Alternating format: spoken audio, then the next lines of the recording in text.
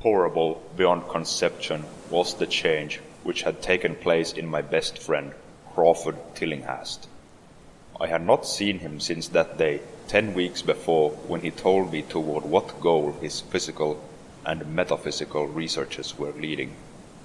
I had known that he now remained mostly shut in the attic with that accursed electrical machine, eating little and excluding even the servants. That Crawford Tillinghast should ever have studied science and philosophy was a mistake. These things should be left to the frigid and impersonal investigator, for they offer two equally tragic alternatives to the man of feeling and action. Despair if he fail in his quest, and terrors unutterable and unimaginable if he succeed. Tillinghast had once been the prey of failure, solitary and melancholy, but now I knew, with nauseating fears of my own, that he was the prey of success. I had indeed warned him 10 weeks before, when he burst forth with his tale of what he felt himself about to discover. What do we know of the world and the universe about us? Our means of receiving impressions are absurdly few, and our notions of surrounding objects infinitely narrow. We see things only as we are constructed to see them, and can gain no idea of their absolute nature.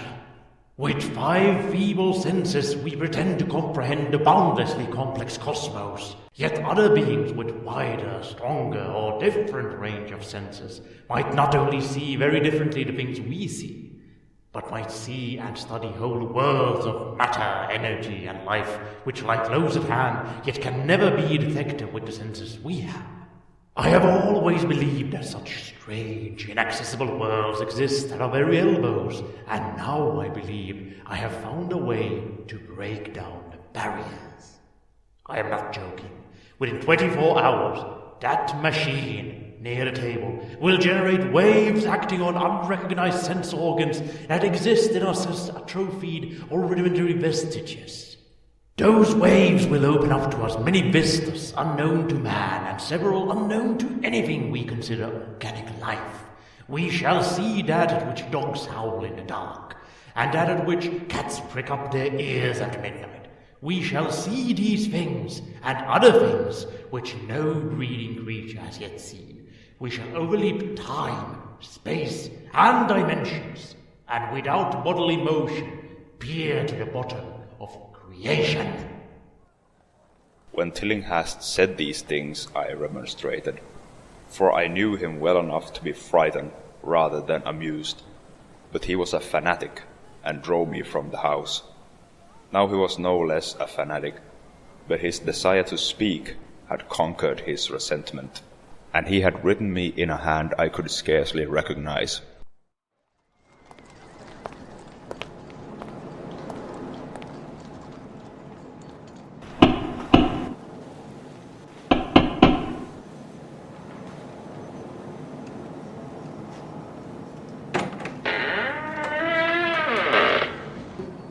Crawford? Yes? I came as soon as I got your letter. Oh, yes. Please, come in. I have many things to show you. Please, come in.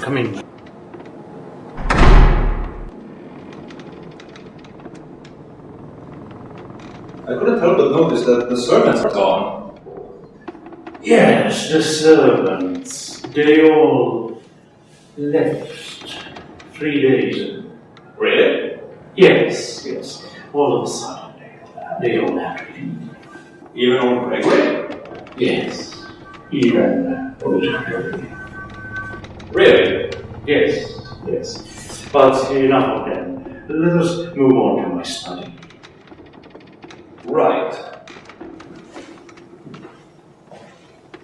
It's a bit dark here, don't you think? I hadn't noticed. Well, You'll get used to it.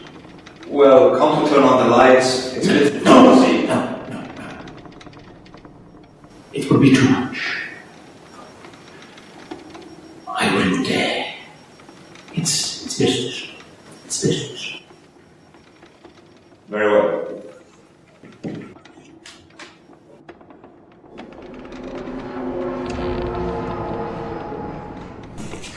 Did you hear something? No. I could have sworn. It's an old house. It creaks all the time.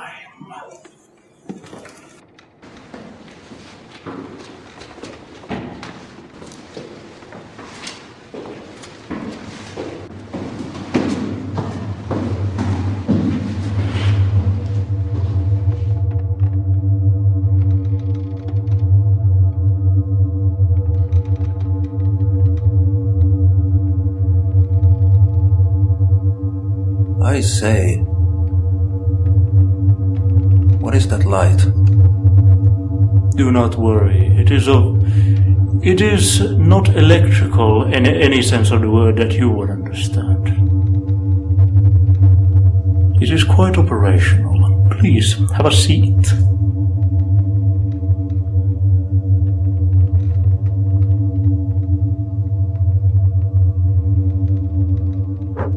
We won't be needing this. Sit still and rest. Crawford, what are you doing? Trust.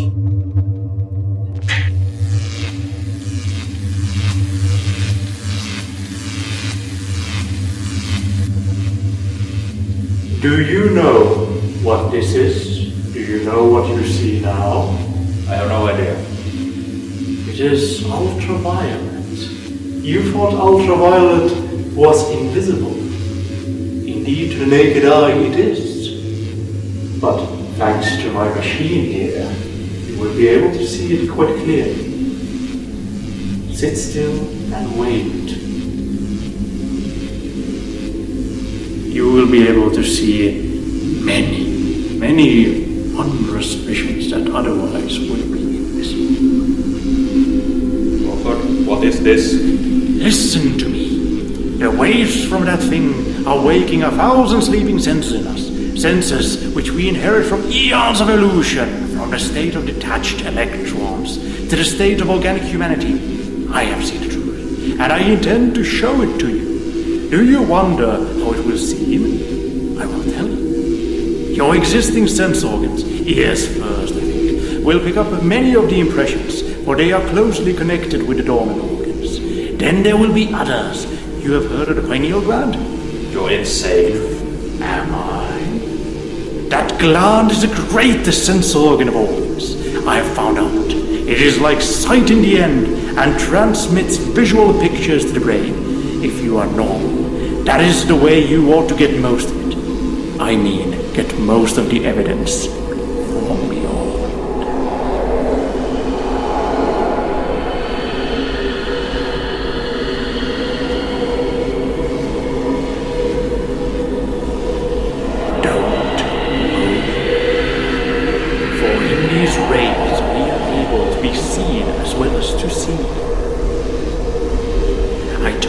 Servants left, but I didn't tell you how. You murdered them. You had to do that. No. It was that thick-witted housekeeper. She turned on the lights downstairs after I had warned her not to. And the wires picked up sympathetic vibrations. Must have been frightful.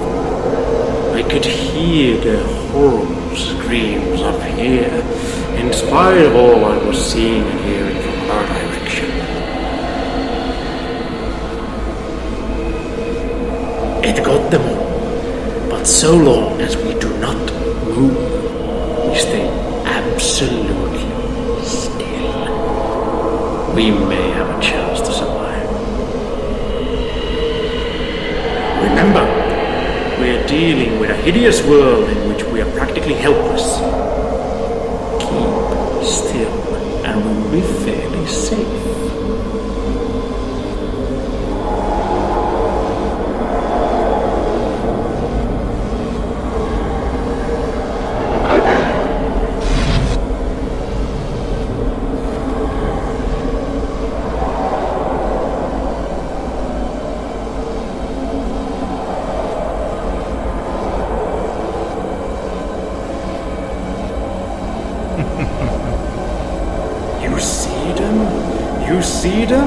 You see the things that float and flop about you and through you every moment of your life.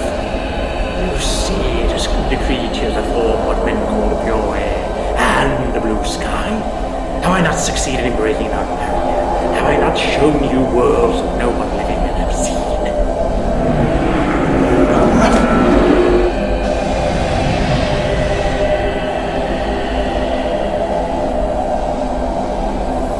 You think those floundering things wiped out the servants?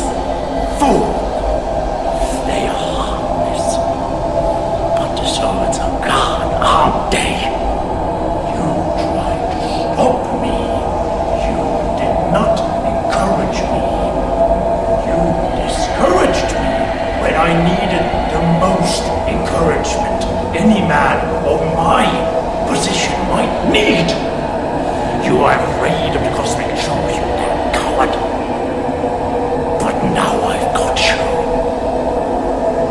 What swept up the servants? What made them scream so loud? Don't know, eh? You'll know soon enough. You'll know soon enough. Look at me and listen to what I say. Do you suppose there are really any such things as time and magnitude? Do you fancy there are such things as form or matter? I tell you, I have struck depths that your little brain can't picture. I have seen beyond the bounds of infinity and drawn down demons from stars. I have harnessed the shadows and strived from world to world to sow death and madness. Space belongs to me, do you hear? Things are hunting me now, the things that devour and dissolve. But know what I know how to elude them. Is you they will get, as they got the servants.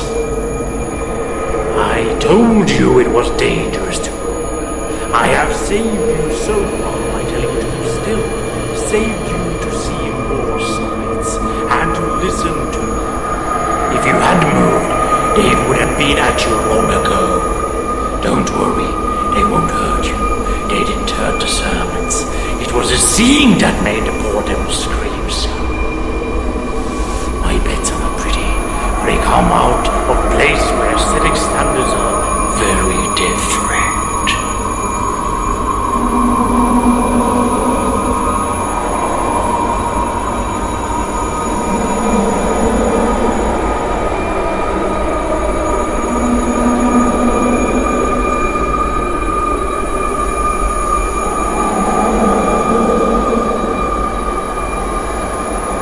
Disintegration is quite painless, I assure you. But I want you to see them.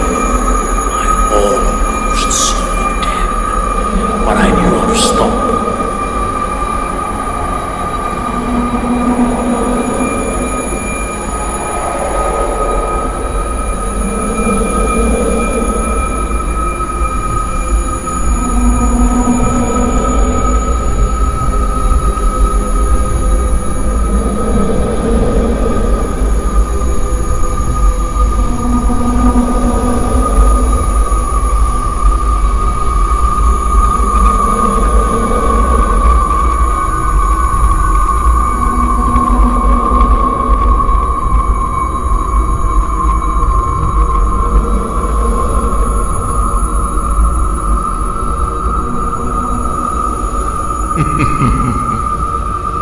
You are curious?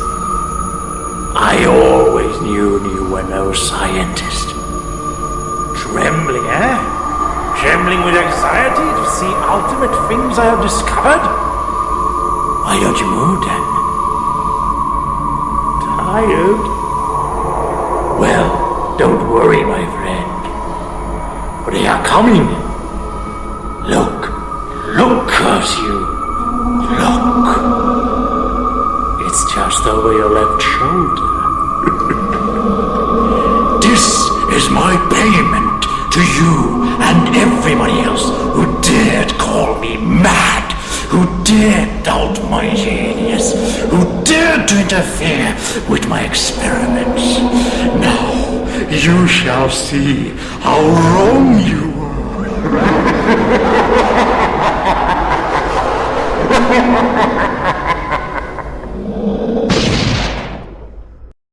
What remains to be told is very brief and may be familiar to you from the newspaper accounts. The police heard a shot in the old Tillinghast house and found us there. Tillinghast dead and me unconscious.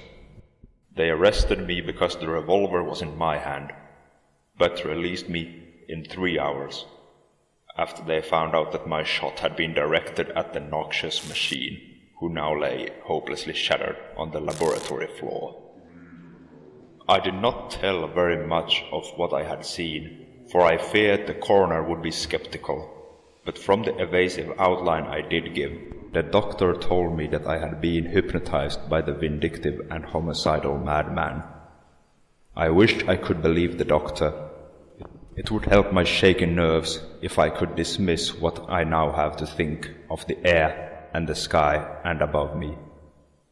I never feel alone or comfortable, and a hideous sense of pursuit sometimes comes chillingly on me when I am weary. What prevents me from believing the doctor is one simple fact, that the police never found the bodies of those servants whom they say Crawford Tillinghast murdered.